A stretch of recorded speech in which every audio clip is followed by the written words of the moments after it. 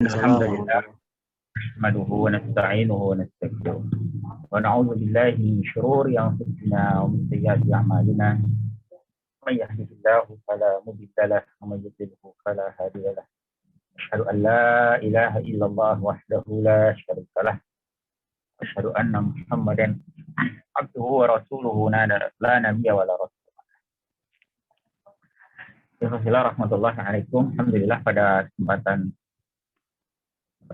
hari ini kita melanjutkan kembali ulasan kita di dalam kitab Riyadhus Shalihin min kalam Sayyidil Mursalin yang disusun oleh Al-Imam An-Nawawi rahimahullah ta'ala, tepatnya pada hadis yang keempat, hadis yang keempat dan insya Allah hadis yang kelima. Ada dua hadis insya Allah yang akan kita bahas pada kesempatan malam hari ini. Hadis yang pertama adalah hadis yang diriwayatkan dari sahabat Jabir, An Abi Abdullah Jabir bin Abdullah Al-Ansari radhiyallahu anhuma.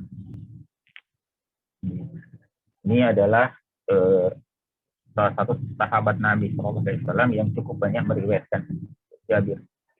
Dan dia juga punya nama yang unik, ya. Kalau antum perhatikan, Jabir ini merupakan putra dari Abdullah. Makanya disebut Jabir bin Abdullah. Dan ternyata setelah dia punya anak, anaknya juga dia beri nama Abdillah. Makanya Jabir ini juga disebut Abi Abdillah. Jadi disebut Abi Abdillah benar, disebut Ibnu Abdillah juga. Di ayahnya dan putranya dia dinamakan sama, yaitu Abu Al-Ansari radhiyallahu anhu. Ini seorang sahabat Ansar radhiyallahu anhu.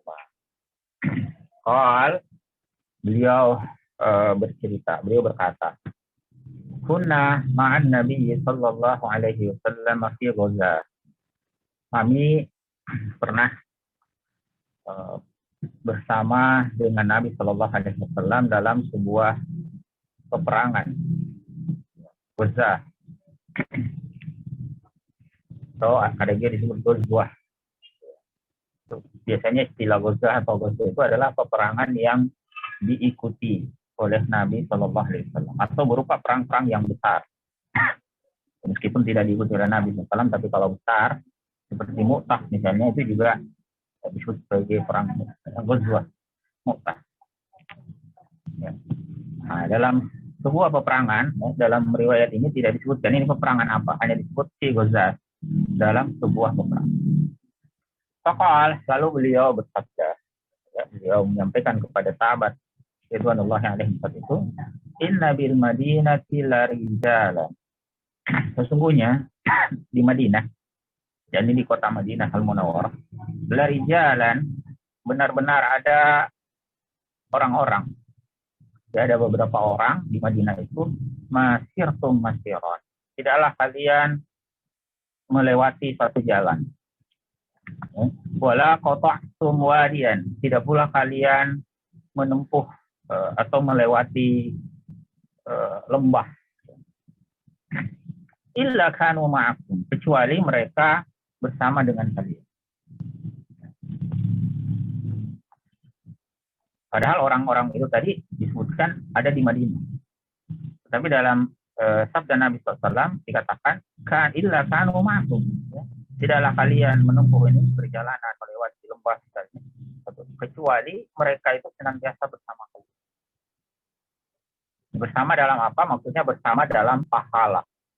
Orang-orang yang ada di Madinah yang tidak berangkat dalam Ghazah ini, dalam peperangan ini pun ternyata mendapatkan pahala sebagaimana para sahabat yang berangkat. Mengapa demikian? Sebab habasahumul marad, mereka tertahan oleh sakit.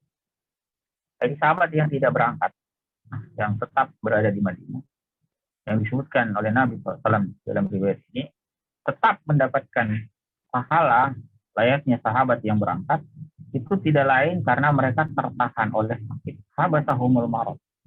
mereka tertahan oleh sakit. Artinya mereka sebenarnya ingin berangkat, ya, ingin berjihad, tetapi terhalang oleh penyakit. Nah, inilah yang membuat mereka tidak berangkat. Tapi karena niat mereka sudah sungguh-sungguh benar, ya, dengan penuh keikhlasan, maka mereka tetap mendapatkan pahala. Itu ditegaskan dalam riwayat yang lain, riwayat, ya, dalam riwayat yang lain, illa syarafukum fil ajr. Jadi kalau tadi disebut illa kanu ma'akum, kecuali mereka bersama kalian, dalam riwayat yang lain disebutkan illa syarafukum fil ajr, kecuali mereka berserikat dengan kalian dalam pahala. Ini hadis riwayat Muslim. Ada reaksi yang senada, ada hadis yang senada yang diriwayatkan oleh Imam Al-Bukhari, tetapi dari sahabat Anas bin Malik radhiyallahu anhu. Kalau tadi dari sahabat Jabir, ya, Jabir bin Abdullah. Kalau ini dari sahabat Anas bin Malik. Riwayat Anas bin Malik ini menceritakan perang Tabuk. Spesifik disebutkan perang Tabuk. Qal, beliau berkata, Raja'na min ghazwati Tabuk ma'an Nabi sallallahu alaihi wasallam. Kami pulang dari perang Tabuk bersama Nabi sallallahu alaihi wasallam. Perang Tabuk ini peperangan yang kedua, ya, antara kaum muslimin dengan orang-orang Romawi. Meskipun pada faktanya peperangannya sendiri tidak terjadi. Karena ketika sampai di daerah Tabuk, itu benteng Romawi kosong. Singkat cerita pulang, ya, para sahabat.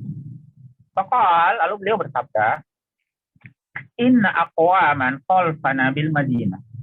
Sesungguhnya ada kaum, ada orang-orang yang di belakang kita, ini yang tidak ikut dalam ekspedisi kali ini. Mereka ada di Madinah. Ma salakna syi'ban wala wadiya. Jadi tidaklah kita melewati bukit atau gunung, tidak pula menuruni lembah. Illa wahum ma'ana, kecuali mereka itu bersama dengan kita. Padahal orangnya tidak ikut jihad, mereka adanya di Madinah. Disebutkan bahwa tidaklah, ya, kita melewati masalah nasyiban. Syiban ini tanah, jalan yang ada di lereng gunung, ya. Yang kalau kita naik gunung itu biasanya ada jalan-jalan setapak. Jadi ini naik ke gunung atau menuruni lembah. Tidaklah kita itu menaiki gunung atau bukit, ya, tidak pula kita menuruni lembah. Illa wahum ma'ana, kecuali mereka bersama dengan. Ini untuk menunjukkan beratnya perjalanan. Apalagi perang Tabuk itu terjadi di musim panas. Makanya dalam sirah itu disebutkan pasukan kaum muslimin itu juga digelari sebagai Jayshul Har, pasukan panas. Artinya pasukan yang saat itu berangkat saat musim panas. Dan sampai-sampai di antara alasannya orang munafik tidak ikut, ya, dan memprovokasi sebagian kaum muslimin untuk tidak ikut dalam perang Tabuk itu adalah kondisi yang sangat panas. Nah, itu keadaan yang sulit dan tentu pahalanya juga sangat besar. Nah, Nabi SAW menyebutkan bahwa meskipun tidak ikut, tertinggal, ya, orang-orang yang ada di Madinah itu, tetapi mereka tetap, ya, bersama dengan pasukan, artinya mendapatkan pahala. Illa wahuma. Mengapa seperti itu? Habasahumul uzur, karena mereka tertahan oleh uzur. Tertahan oleh uzur. Ada uzur syar'i. Ya. Nah, ini lebih umum lagi. Kalau tadi dalam redaksi Muslim disebut habasahumul marad, mereka tertahan oleh sakit. Kalau dalam redaksi Al-Bukhari itu uzur, lebih umum. Artinya bukan hanya sakit, bisa saja misalnya ada sahabat yang secara fisik dia cacat. Sahabat seperti Abdullah bin Ummi Maktum misalnya, dia adalah sahabat yang buta. Nah, ini termasuk juga uzur, ya. Saya juga ada sahabat yang pincang, ya, dan sebagainya. Jadi mereka punya uzur. Tetapi meski tidak berangkat, Allah Subhanahu wa taala memberikan mereka pahala. Ya. Bagaimana Allah berikan juga pahala kepada orang-orang yang berangkat dalam peperangan. Nah, sekali lagi Fasilah rahimahullah, ini menunjukkan betapa pentingnya kita itu ihdharun niyah. Bagaimana nama bab kita ini menghadirkan niat. Jadi niat kita itu kita pancangkan. Ya. Bahkan para ulama menyatakan bahwa kewajiban jihad itu sebetulnya selalu ada pada diri kaum muslim. Hanya saja ya belum tentu setiap mereka itu pun bisa berangkat. Ya, entah karena uzur tadi atau karena belum adanya perintah jihad dan sebagainya. Tetapi minimal ya kata para ulama itu minimal ada jihad ada niat ya, yang kita pancangkan untuk berjihad. Sehingga dengan menghadirkan niat ini, kiranya pun kita terhalang beramal, maka insya Allah tetap mendapatkan pahala di sisi Allah Taala. Bagaimana para sahabat tadi, ada yang terhalang uzur, tidak berangkat, tapi tetap mendapatkan pahala. Nah, di dalam aspek kehidupan yang lain pun juga banyak ya hal-hal yang semacam ini. Ya. Misalnya para ulama kita menjelaskan ketika kita terhalang melakukan suatu aktivitas, suatu amal soleh, ya misalnya karena sakit, ya, maka kita tetap mendapatkan pahala meskipun amalnya tidak kita kerjakan. Atau misalnya kita sudah terbiasa menjalankan suatu ibadah, ya. Jadi kita rutin melaksanakan puasa sunnah, misalnya dari Kamis misalnya ya, Senin Kamis kita rutin berpuasa sunnah. Ya. Tetapi karena suatu saat kita sakit, ya, kita kesulitan untuk berpuasa, maka puasa saat itu tidak kita tunaikan. Namun meski demikian, pahalanya tetap tercatat di sisi Allah Taala. Ya. Itu yang juga disebutkan oleh Nabi Shallallahu Alaihi Wasallam dalam hadis yang lain. Ini dalam hadis riwayat Muslim bahwa jika seorang hamba itu sakit atau safar, ya, iza maridal abdu aw safar tibalahu ma kana ya'malu muqiman sahihan. Jadi ketika seorang hamba itu sakit atau sedang safar, maka artinya saat itu kondisi yang menyulitkan dia ya beramal sebagaimana biasanya. Maka Nabi SAW menegaskan kutibalahu ma kana ya'malu muqiman sahihan. Tetap dituliskan baginya amal atau pahala yang biasa dia kerjakan ketika dia mukim dalam keadaan sehat, ya, ketika dia dalam keadaan lapang mengerjakan. Ya. Hanya tidak perlu risau ya kalau satu saat Allah Subhanahu Wa Taala menguji kita dengan kesempitan, ya, dengan kesulitan, ya, dengan sakit, ya, dan sebagainya. Ya, sepanjang kita memancangkan niat yang baik, insya Allah ya terhalangnya kita beramal pun tidak menghalangi pahala. Nah, contoh yang lain ya, yang misalnya muslimah kita ya, ada yang menunaikan ibadah haji ya. Saat menunaikan ibadah haji, memang ada ulama yang membolehkan ya, mengkonsumsi yang namanya pil anti haid ya, dalam upaya untuk agar wanita itu ketika di tanah haram tidak mengalami haid sehingga bisa maksimal beribadah. Ya. Dengan catatan pil tersebut tidak membahayakan, ya, obat itu tidak membahayakan kesehatan dia. Tapi sebetulnya wanita muslimah kita itu tidak perlu sampai mengkonsumsi hal-hal semacam itu. Ya. Mengapa? Karena sebenarnya kondisi haid itu kan itu perkara alamiah. Itu siklus normal wanita. Jadi bahkan sekiranya dia berhaji lantas di sana itu dia mengalami haid, dia tidak perlu risau. Ya, mungkin sebagian muslimah itu akan merasa kalau kita haid saat menunaikan ibadah haji, misalnya sedang di Mekah, itu berarti nanti kita tidak bisa maksimal menunaikan sholat di Masjidil Haram. Padahal sholat di Masjidil Haram itu kan pahalanya besar sekali. Ya.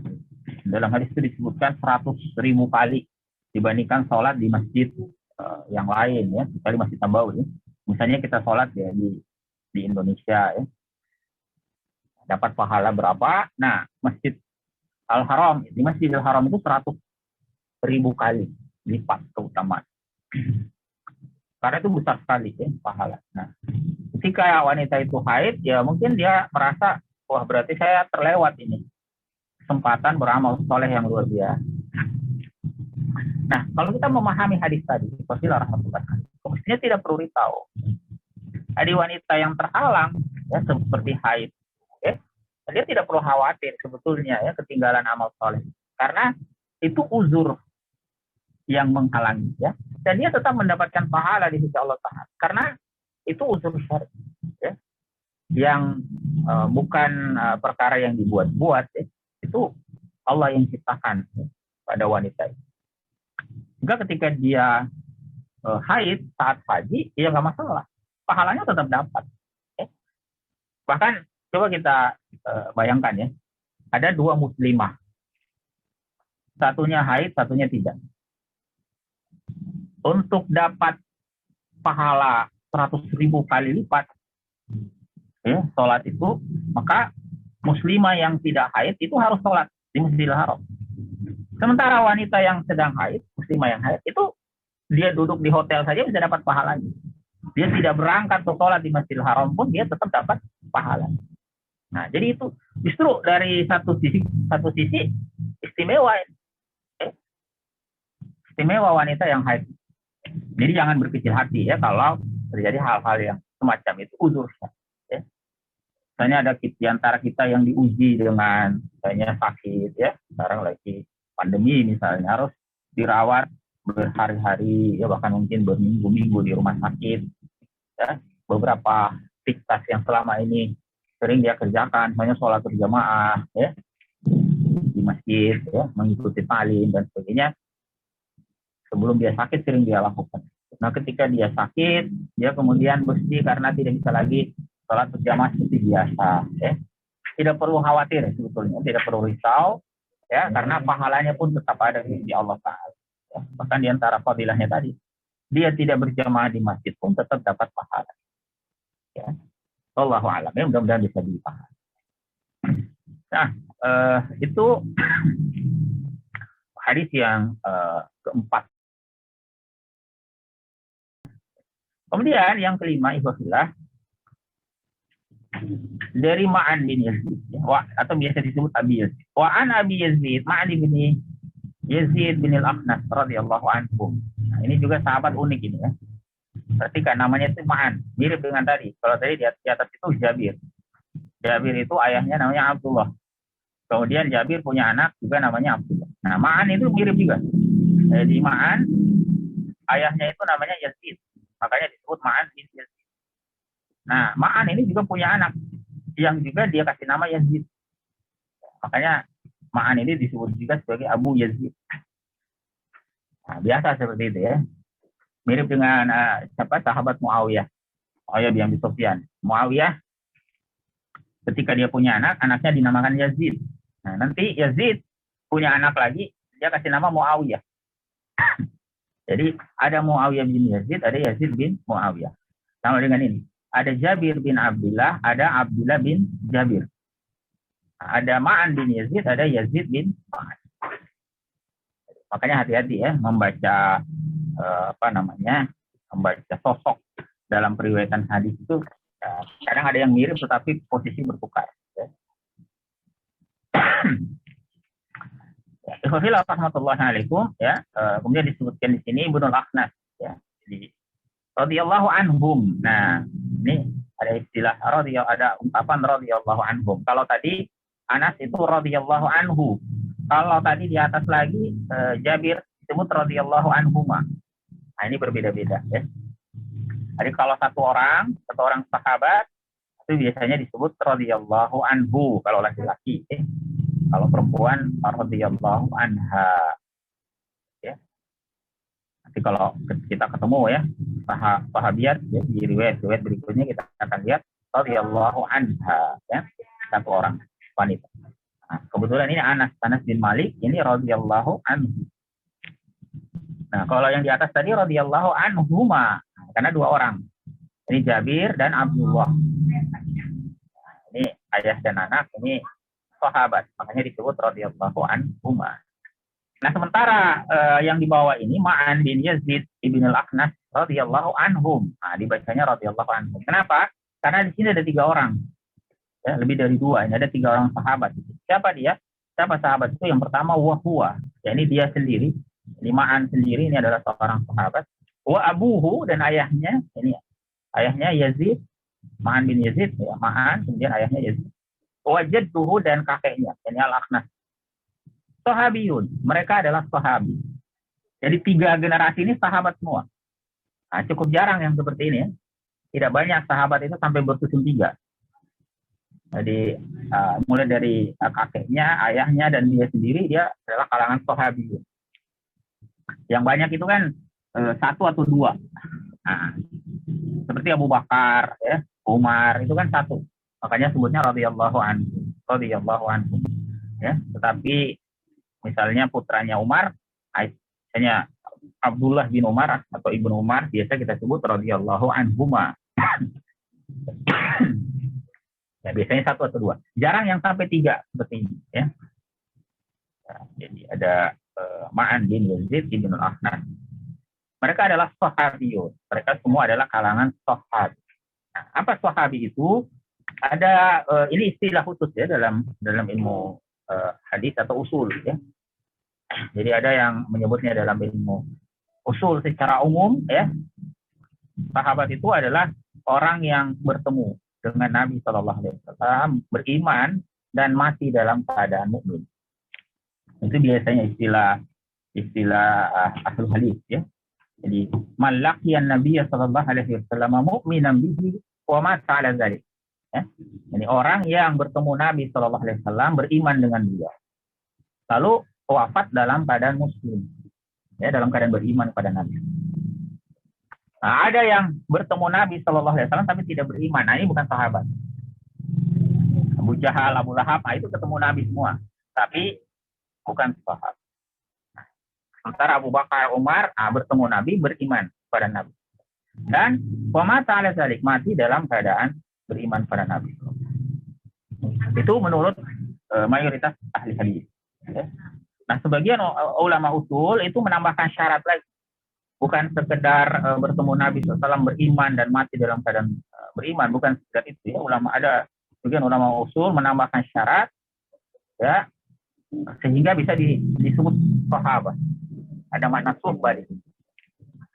Misalnya ada yang menyatakan harus ada tulu mujalasatihi lin Nabi sallallahu alaihi wasallam. Lama bermujalasah, lama bersama dengan Nabi SAW, mengikuti majelis beliau ya, dan bukan hanya sekali bertemu pergi ya begitu saja, bukan. Tapi ada mujalasah, ada mulazamah ya, atau musahabah.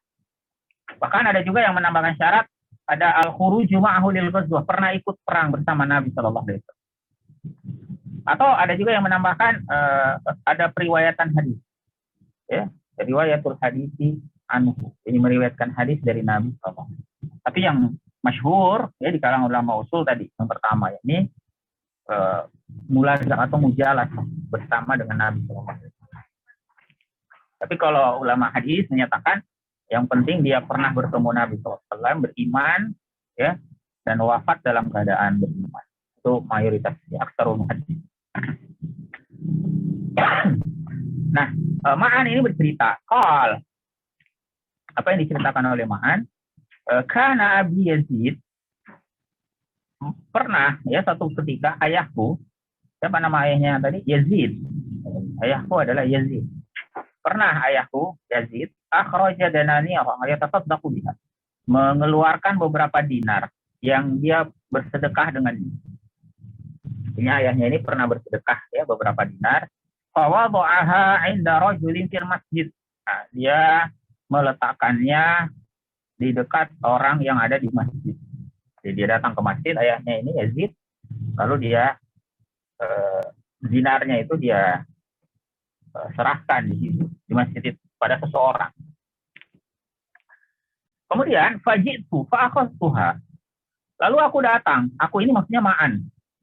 Anaknya tadi, anaknya Yazid. Itu aku datang fa'akhadtuha. Lalu aku mengambil beberapa dinar yang tadi diberikan ayahnya kepada rojul ini. Ternyata rojulun ini memberikan kepada si Ma'an itu. Fa'ataituhu biha, lalu aku pun datang, ya, mendatangi ayahku membawanya. Ya. Jadi ketika Ma'an ini ketemu ayahnya, dia kasih tahu bahwa ya ini dia punya beberapa dinar. Ternyata dinar itu sebelumnya adalah harta yang disedekahkan oleh ayahnya. Yang tadi itu di masjid. Faqala, lalu dia pun berkata, ini ayahnya berkata, ya, wallahi ma iyyaka aradtu, demi Allah, ini kata ayahnya, demi Allah, bukanlah engkau yang aku maksudkan, bukan kamu yang ingin saya beri sedekah itu. Jadi ceritanya tadi, ayahnya ngasih beberapa dinar ke orang di masjid. Ternyata orang di masjid itu ngasih anaknya, gitu. Ngasih anaknya si yang bersedekah itu, memberikan kepada si Ma'an, putranya Yazid yang tadi memberi. Nah, ketika diketahui oleh Yazid ini, sang ayah ini mengetahui, ternyata itu hartanya balik lagi ke anaknya, maksudnya balik lagi melalui anaknya. Ah, dia berkata, demi Allah, bukan engkau yang aku inginkan untuk dikasih, itu bukan kamu. Saya itu maksudnya ngasih kepada yang butuh, bukan kamu. Ternyata Ma'an, si anak itu, ya, sang anak ini Ma'an ngotot. Oh, ini punya saya dikasih. Orang tadi ngasih ke saya, maka ini punya saya. Nah, singkat cerita, bertengkar ayah dan anak ini. Ma'an melanjutkan, faqasamtuhu ila Rasulillah sallallahu alaihi wasallam. Lalu aku pun berselisih, ya, dengan ayahku, bertengkar, ya, menggugat, ya, kepada Rasul sallallahu alaihi wasallam. Jadi saling berselisih ini ayah dan anak, kemudian dibawalah persoalan itu kepada Rasulullah sallallahu alaihi wasallam. Ayahnya mengatakan bukan mau ngasih anaknya mengatakan ya ini hak saya dikasih. Nah, ketika dibawa kepada Rasulullah sallallahu alaihi wasallam, apa tanggapan beliau? Faqal, beliau bersabda, laka ma nawaita ya Yazid. Ya, beliau berkata kepada sang ayah, bagimu apa yang telah engkau niatkan, wahai Yazid. Tadi engkau berniat bersedekah, kamu telah keluarkan sedekah, maka kamu sudah dapat pahala. Bagimu apa yang telah engkau niatkan, wahai Yazid. Itu kepada sang ayah. Nah, lantas kepada sang anak, kepada Ma'an, Nabi Shallallahu Alaihi Wasallam menyatakan, walaka ma akhadta ya Ma'an. Bagimu apa yang telah engkau peroleh, wahai Ma'an. Jadi apa yang kamu dapatkan tadi, dari yang kamu ambil dari orang tadi di masjid, nah itu hak kamu. Ya? Jadi dua-duanya mendapatkan kebaikan. Ayahnya dapat pahala sedekah, anaknya dapat harta. Ya? Rawahul Bukhari. Ini hadis diriwayatkan oleh Al-Bukhari. Ya? Nah, warahmatullahi wabarakatuh. Ada beberapa ibrah, ya, yang bisa kita petik dari hadis. Ya? Yang pertama berkaitan dengan sodakoh ini, ya. Di sodakoh ini ketika sudah diniatkan dengan benar, sudah dilakukan dengan benar, ini tidak perlu khawatir lagi, tidak perlu risau lagi, ya, pahalanya sudah ditetapkan di sisi Allah Ta'ala. Nah, ini kan kadang-kadang begini, ya, misalnya dalam kehidupan kita sekarang ini, misalnya contoh lain, ya, orang yang bersedekah itu bisa saja merasa sedekahnya tidak tepat sasaran. Tidak tepat sasaran. Seperti tadi yang dirasakan oleh Ma'an, oleh Yazid. Dia merasa kenapa anaknya yang dapat juga, gitu kan. Itu rasanya tidak tepat sasaran menurut dia. Nah, misalnya dalam kehidupan kita sehari-hari, dalam kasus yang berbeda. Misalnya kita memberikan sedekah kepada pengemis. Kita lihat pengemisnya ini kasihan, ya, dia membutuhkan, lalu kita berikan. Ternyata belakangan kita tahu pengemis itu ternyata pura-pura, dia penipu. Ya. Dia ternyata bukan orang yang membutuhkan, ya. Banyak hartanya, ya. Justru itu menjadi sarana bagi dia mengeruk kekayaan, memanfaatkan simpati orang-orang, lalu kemudian eksploitasi belas kasihan mereka. Itu yang bisa jadi, misalnya, ya, itu terjadi. Ternyata kita tahu belakangan pengemisnya penipu. bukan orang yang benar-benar. Lalu kita menyesal, aduh berarti bagaimana ini sedekah saya ini tidak tepat sasaran, ternyata bukan orang yang butuh. Nah, ikhwatilah rahmatullahi alaikum, kita bisa berkaca pada riwayat Al-Bukhari tadi, bahwa ketika kita sudah meniatkan dengan benar, kita sudah serahkan, kita sudah bersedekah, maka tidak perlu khawatir lagi. Itu sudah pahalanya di sisi Allah Ta'ala, sudah dicatat ya, tanpa dikurangi. Bahwa nanti tidak tepat sasaran itu urusan yang lain. Itu urusan lain. Jelas ketika kita bersedekah, pada saat itulah amal soleh itu sudah dicatat sebagai kebaikan. Ya, mudah-mudahan bisa dipahami. Ya, jadi tidak perlu risau ya kalau ada kejadian-kejadian semacam. Ya, yang penting niat kita betul-betul tulus, ya, ikhlas karena Allah Ta'ala, kita berusaha bersedekah dengan sebaik-baiknya. Setelah itu, ya silakan. Jadi kalau misalnya kita berinfak di masjid misalnya, ya sudah berinfak di masjid ya dengan keikhlasan. Tidak usah lagi korek-korek lagi di belakang. Jangan-jangan nanti panitia masjid ini dana saya disalahgunakan. Atau jangan-jangan dana saya dipakai untuk kepentingan pribadinya takmir. Tidak usah berpikir gitu. Ya. Kalaupun nanti ada penyalahgunaan, ada penyelewengan, itu urusan yang bersangkutan dengan Allah Ta'ala. Artinya berarti dia melalaikan amanahnya. Adapun kita misalnya yang sudah berinfak tadi, yang sudah bersedekah, kita tetap mengedepankan husnudzon, prasangka baik kepada Allah Ta'ala, prasangka baik kepada masjid tadi atau pengurusnya. Ya demikian ikhwatillah rahmatullahi alaikum ya, mudah-mudahan bisa dipahami ya dari dua hadis yang kita baca tadi ya. Ada hadis dari sahabat Jabir, kemudian ada dari sahabat Anas, lalu yang terakhir dari Ma'an bin Yazid ya, dan ayahnya juga kakeknya. Ridwanullah. Wallahu a'lam bishawab.